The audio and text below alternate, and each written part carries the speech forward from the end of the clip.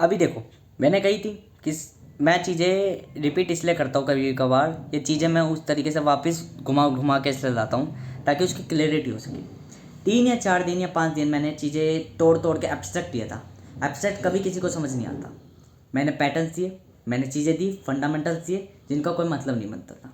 ठीक है, मतलब बनता था बट वो मैं ही समझ पाता था, कोई और नहीं समझ सकता था। जैसे ही मैंने complete video the, environment cost everything change a form, ठीक है, आपकी फॉर्म बदल देता है। तो इसमें जब मैंने क्लियरिटी से समझाया आपको, एवरीथिंग जॉइंट करके बताई, तो हर चीज़ जब बनती है ना, निर्माण होती है, एक आर्टिस्ट भी जब क्रिएट करता है ना चीज़ें, तो वो आकृति या चंक्स की फॉर्म में बना देता है। एक आर्टिस्ट आर्ट चंक की फॉर्म में बना देता है। जैसे कोई ये हिस्सा बना दे, कोई ये हिस्सा बना दे, उसे कोई समझ नहीं सकता, पर आखिर में जब उसे जॉइंट करके वो एक प्ले करेक्टर बनाता है और उसे प्ले करके दिखाता है, तो आपकी मूवी बनती है, आपकी चीज़ें बनती है, आपकी चीज़ें चलती हैं। हमेशा ध्यान रखना, मूविंग करेक्टर्स तभी मूव कर रहे हैं जब दो तरह के फेस बने हों। क्यों? जब तक इस फेस से उस फेस में नहीं आएगा, जब तक मूविंग होगा ही कहाँ से। 2 पॉइंट इसेंशियली नीड होते हैं, जैसे एक रूल्स एक विदाउट रूल्स वाला स्वयं है। फर्स्ट ऑफ ऑल ऐसे ही जब मैं क्लियरिटी के संग कर रहा हूँ, तो क्लियरिटी के टाइम पे मैं चीज़ें रिपीट करता हूँ, मैं चीज़ें दोहराता हूँ एंड लास्ट में कंक्लूजन दे देता हूँ। एब्स्ट्रैक्ट कभी भी क्लियरिटी के संग नहीं होता, एब्स्ट्रैक्ट एब्स्ट्रैक्ट होता है। यदि किसी व्यक्ति ने मुझसे पूछा कि आप मुझे यूनिवर्स का नॉलेज दो, ऑल ऑफ यूनिवर्स का नॉलेज दो, मैं उसे 5 मिनट में या 3 मिनट में या 2 शब्दों में नॉलेज दे सकता हूँ यूनिवर्स का, ठीक है, परंतु उसे वो क्लैरिटी नहीं मिलेगी जो वो समझना चाहता था। परंतु यदि वो मुझसे कहे कि आप मुझे 1 करोड़ अरब साल तक ये ज्ञान देते रहो, देन उसे क्वालिटी मिल जाएगी। अब फिर मैं दूंगा कैसे नॉलेज? ह्यूमन बॉडी में नहीं दूंगा, बट वैसे देता चले जाऊंगा टाइम के साथ, जन्मों के साथ। बट जब आप ऑल थिंग्स जान जाओगे तो आपको पता चलेगी आखिर में आकर कि मैंने इतना सारा कुछ जाना और केवल 2 शब्दों में था।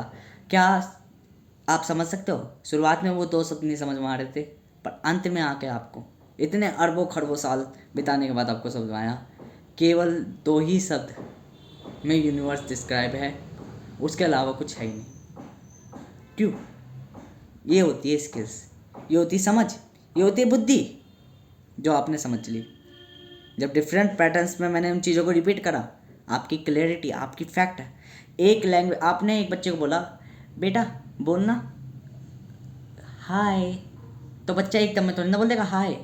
उसे लाखों बार 100 बार तुम बोलोगे, तब जाके वो उन चीज़ों को दोहराएगा और उसको मतलब नहीं पता होगा हाय का मतलब क्या है। फिर तुम कहोगे हाय का मतलब ये होता है, तो ये करेगा। तो हर चीज़ फैक्ट एब्स्ट्रैक्ट से बनी होती है चीज़ें, ठीक है। देन उसमें लॉजिक कनेक्टिविटी बनती है, बाद में धीरे धीरे आपस में जॉइंट होते चले जाते हैं। और कहने को अगर हम यहाँ पे मैं थोड़ा सा इंटेलेक्चुअलिटी कहता रहा हूँ, जो कि अभी समझ नहीं आएगी सामान्य व्यक्ति को, आप कुछ भी बोल रहे हो, आप कुछ भी कनेक्ट कर रहे हो, उसका कोई मतलब ही नहीं है। फर्स्ट ऑफ ऑल, आप कोई भी लैंग्वेज बोल रहे हो, आप कुछ भी बोल रहे हो, वो जानवर को नहीं समझ में आने की, उसका कोई मतलब ही नहीं है। आपने जो सीखा, जो जाना, वो सब कुछ अंध है।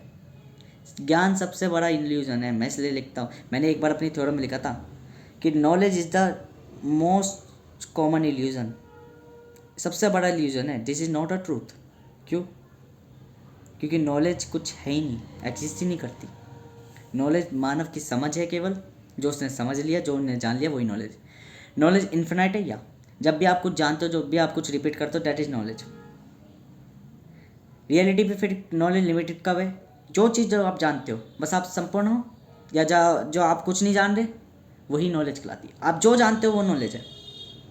दूसरे की चीज़ जानने लग गए हो तो वो इन्फिनाइट हो जाती है। क्यों?